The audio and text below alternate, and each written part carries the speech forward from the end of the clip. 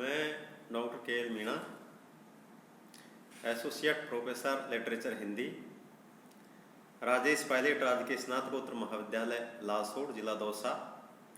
सबसे पहले तो प्रिय विद्यार्थियों, इस ई कंटेंट लेक्चर्स में आप सभी का हार्दिक अभिनंदन, हार्दिक स्वागत। और आज प्रिय विद्यार्थियों जो टॉपिक है बीए पार्ट 3 प्रथम प्रश्न पत्र हिंदी साहित्य, राष्ट्रीय कवि मैथिली शरण गुप्त द्वारा रचित महाकाव्य साकेत के नवम सर्ग का व्याख्या भाग। व्याख्या पढ़ाने से पहले प्रिय विद्यार्थियों एक बात मैं कहूँ, राष्ट्रीय कवि मैथिली शरण गुप्त की जो नारी भावना थी, स्त्री भावना थी, औरत भावना थी, उस पर बहुत अच्छा विचार उभर कर सामने आता है कि आधुनिक युग में पुरुषों ने ये महसूस किया कि स्त्री के बिना उनका जीवन अपूर्ण है, अधूरा है।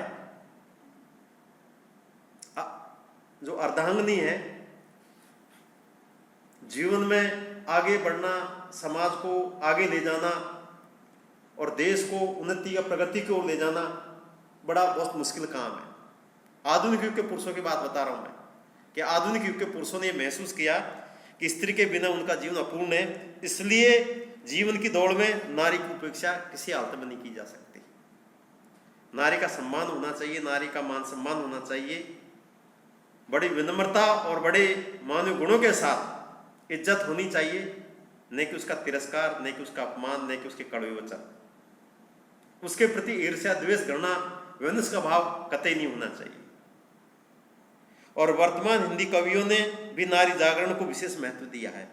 वर्तमान में जो कवि है नारी को लेकर खूब लेख लिखे, बहुत अच्छा, मतलब कवियों ने नारी को लेकर कई रचनाएं प्रकाशित की, कई रचनाएं क्या क्या लिखी और उसके आंदोलन को सफल बनाने में अपनी शुभकामनाएं भी प्रकट की। यहाँ तक भी महान विचारक, महान दार्शनिक प्लेटो का कहना है कि कोई भी राष्ट्र तब तक उन्नत नहीं हो सकता जब तक कि उसकी आधी जनसंख्या अशिक्षित रहेगी। बात सीधी सीधे प्लेटो ने यह कहा कि देश को, समाज को उन्नति या प्रगति के पथ पर पहुंचाना है तो पढ़ाना लिखाना बहुत जरूरी है। जैसे राजस्थान सरकार ने एक नारा दिया कि सबको पढ़ाओ, पानी बचाओ, बिजली बचाओ, बेटी बचाओ। इसका मकसद यही है, इसका उद्देश्य यही है कि सबको पढ़ाई लिखाई होनी चाहिए। यदि जनसंख्या क्या कि आधी पढ़ी लिखी होगी, अर्थात कुछ पढ़ गए कुछ नहीं पढ़े, तो वो पढ़ना लिखना, वो समाज की उन्नति या लक्ष्य वो प्राप्त नहीं हो सकता। तो वही बात क्या कि मैथिली शरण गुप्त ने क्या कि इस आलेख में कही है, और कि प्रत्येक कार्य क्षेत्र में स्त्री व पुरुष को समान रूप में क्रियाशील होना चाहिए। कोई भी काम हो, समाज का हो, देश का हो, सरकारी हो, गैर सरकारी हो, दोनों की भागीदारी बराबर होनी चाहिए। जिस देश में स्त्रियां पुरुषों से पिछड़ी रहेगी वह सभ्यता और संस्कृति की जन्मजात विशेषताओं से सर्वथा वंचित रहेगा। कि स्त्रियां किसी हालत में पिछड़ी नहीं रहनी चाहिए, स्त्रियों को आगे लाने के लिए प्रयास करने चाहिए। ज्यादा से ज्यादा क्या कि पढ़ाई लिखाई होनी चाहिए। देश में, समाज में, राजनीति में, सरकारी नौकरियों में, चुनावों में एक अदम्य भूमिका, अदम्य साहस, यह उनको हर क्षेत्र में क्या कि मौका दिया जाना चाहिए। तभी जाकर हमारा समाज, हमारा देश एक विकसित श्रेणी के देशों की श्रेणी में क्या खड़ा हो पाएगा। और वैसे मात्र हमें रूढ़ी, आडंबर, कुरूति, तिलक, छापे, गहरी वस्त्र आदि धर्म के नाम पर क्या कि हम वैसे ही क्या कि जीवन जीता रहेंगे तो न जीवन में प्रिय विद्यार्थियों ने माया मिलेगी, न राम मिलेगा, कुछ भी नहीं कर पाएंगे हम। वही गुप्त जी ने किए। और गुप्त जी ने तो यहां तक कहा कि मौलिक अधिकारों को दिलाने के पक्ष में रहे हैं। राष्ट्रीय कवि मैथिली शरण गुप्त जो मौलिक अधिकार है जैसे पुरुषों को मिले वैसे ही क्या कि नारियों को मिले, वे नारी जागरण और उसके आंदोलन के समर्थकों में से एक थे। मुंशी प्रेमचंद और गुप्त जी के नारी संबंध विचार प्राय एक ही है। महान उपन्यासकार, महान कहानीकार मुंशी प्रेमचंद करीब 1 दर्जन उपन्यास लिखे, करीब 350 करीब 275 के आसपास उन्होंने कहानी लिखी। नारी को क्या कि उन्होंने मजबूत स्थिति के साथ अपनी रचनाओं में क्या स्थान दिया। वही बात राष्ट्रीय कवि मैथिली शरण गुप्त के बारे में देखने को मिलती है। गुप्त जी ने प्रेमचंद की तरह नारी के 2 रूपों माता और पत्नी पर अधिक बल दिया। कहते हैं कि माता कभी कुमाता नहीं हो सकती। माता अपने लिए सब कुछ बर्बाद कर देगी, अपने लिए सब कुछ समर्पित हो देगी, परंतु अपने परिवार को, अपने बच्चों को, अपने चिर परिचितों को कभी क्या कि दुख नहीं देगी। कैसे भी रूखा सूखा, कैसे भी अब खाकर अपना जीवन यापन कर देगी, परंतु अपने संतान को, अपने परिवार को कभी भी दुख या पीड़ा मुसीबत में क्या कि कभी भी नहीं देखेगी। वही बात इनकी नारियां पुरुषों की पूर्णतया बनकर रहना चाहती है। पुरुषों के अपूर्ण जीवन को पूर्ण बनाकर इनका एकमात्र धर्म एवं कर्तव्य है कि पुरुष क्या कि नारी के बिना अपूर्ण है। पुरुष क्या कि नारी के बिना क्या उन्नति प्रगति नहीं कर सकते। ये अपने प्रिय के कर्तव्य पथ में बाधक बनकर रहना नहीं चाहती, अपितु उनके जीवन सहचरी बनना चाहती है। उनके हृदय में पति के लिए अपार प्रेम, भक्ति और सम्मान है कि अपार प्रेम और भक्ति और सम्मान, 3 बात मैथिली शरण गुप्त ने कही है। प्रेम, भक्ति और सम्मान। तो ये बहुत बड़ी ताकत, बहुत बड़ी शक्ति है कि उनमें समयानुकूल कर्तव्य करने की प्रबल भावना है। कुछ आलोचकों का कहना है कि गुप्त जी के नारियों का कोई मौलिक आदर्श नहीं दिखाई पड़ता। उनकी नारियां 4 दीवारी के भीतर साधारण स्त्री की तरह क्रंदन करती है। अर्थात जो आलोचक है वो यही बात उठाते हैं कि मैथिली शरण गुप्त ने क्या कि नारियों को कोई ऐसा स्थान नहीं दिया, कोई मौलिक आदर्श की बात नहीं की। तो ये एक संक्षेप में नारी भावना को लेकर मैंने क्या कि आपके सामने एक पृष्ठभूमि सी प्रस्तुत की है। तो आइए प्रिय विद्यार्थियों, ज़्यादा समय नहीं लेकर जो साकेत महाकाव्य नवम सर्ग का व्याख्या भाग, पहले व्याख्या पढ़ाता हूँ, फिर उसके कठिन शब्दार्थ, प्रसंग और व्याख्या, फिर विशेष।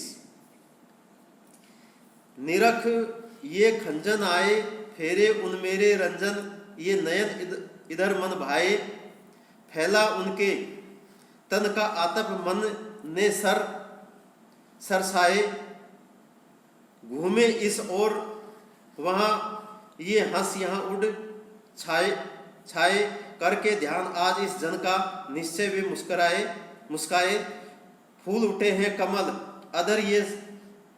अदर से ये बंदूक सुहाए, स्वागत शरद बैग से मैंने दर्शन पाए, नम ने मोती वारे लो ये अश्रु सुखाकर लाए। कठिन शब्दार्थ। खंजन मीन्स एक पक्षी विशेष जिससे नेत्रों की उपमा दी जाती है। आतप मीन्स गर्मी या संताप। बंदूक का एक लाल पुष्प और नभ मीन्स आकाश। नभ का अभिप्राय आकाश। प्रसंग। यह अवतरण मैथिली शरण गुप्त के साकेत महाकाव्य के नवम सर्ग से अवतरित है। इसमें विरहिणी उर्मिला के उद्गारों का चित्रण किया गया है। उर्मिला अत्यंत भाव विह्वल होकर अपनी सखी से कहती है, व्याख्या में देखिए आप। उर्मिला कहती है कि हे सखी, देख ये खंजन पक्षी आ गए हैं। ये खंजन नहीं है, अपितु मेरे प्रियतम ने अपने सुंदर नेत्र ही मेरी ओर भेजे हैं। कहते हैं कि प्रिय विद्यार्थियों के जो नेत्र है वो अच्छे मान जाते हैं। खंजन पक्षी जैसे नेत्र होने चाहिए, लंबे, तीखे और बिल्कुल पहने नेत्र क्या कि खंजन पक्षी जैसे होते हैं। तो खंजन पक्षी के नेत्र की उपमा क्या कि रचनाकारों ने, विशेषकर मैथिली शरण गुप्त ने क्या कि दिए। ये मेरे नयन को अत्यधिक प्रिय लग रहे हैं। उन प्रियतम का मन का आतप अर्थात प्रवासी बनने से उत्पन्न संताप इन खंजनों के माध्यम से फैलाकर या भेजकर वो मेरे मन को आनंद प्रदान कर रहे हैं। निश्चय ही मेरे वनवासी प्रियतम को मेरा स्मरण आया, उन्हें मेरा ध्यान आया और वे मन ही मन मुस्कुराए। इस कारण आज ये कमल खिल उठे हैं और बंदूक वृक्ष पर सुंदर फूल खिल गए हैं। ये सब प्रियतम के मधुर स्मरण के कारण ही हुआ है। कमल खिल गए हैं तो शरद ऋतु आ गई है। मैं इस ऋतु का स्वागत करती हूँ। आज मैंने सौभाग्य से इनके दर्शन प्राप्त कर लिए हैं। आकाश से ओस कणों के रूप में मोती न्यौछावर हो रहे हैं, तो मैं भी अपने अश्रु रूपी अर्घ को समर्पित करती हूँ। अथवा इस तरह की आनंद दैनिक प्रतीत होने से मुझ विरहिणी के आंसू भी सुखा दिए गए हैं और मेरी वेदना कुछ मंद पड़ गई है। अर्थात उर्मिला ने अपने प्रियतम लक्ष्मण को लेकर अपने विचार व्यक्त किए हैं और कहा है कि जो खंदन पक्षी आए हैं, अर्थात प्रियतम को माध्यम बनाकर एक आशा व्यक्त की है और मन ही मन क्या कि एक तरह से विचार प्रकट किए हैं। तो वो इस व्याख्या में क्या चित्रित किया गया है प्रिय विद्यार्थियों।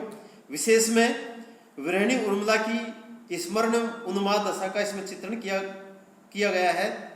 उपमा रूपक उत्प्रेक्षी से अलंकार का प्रयोग हुआ है। इससे विरहिणी की मधुर कोमल भावना की व्यंजना हुई है। साथ में शब्दावली तत्सम प्रदान एवं भावानुकूल है। थैंक्स प्रिय विद्यार्थियों।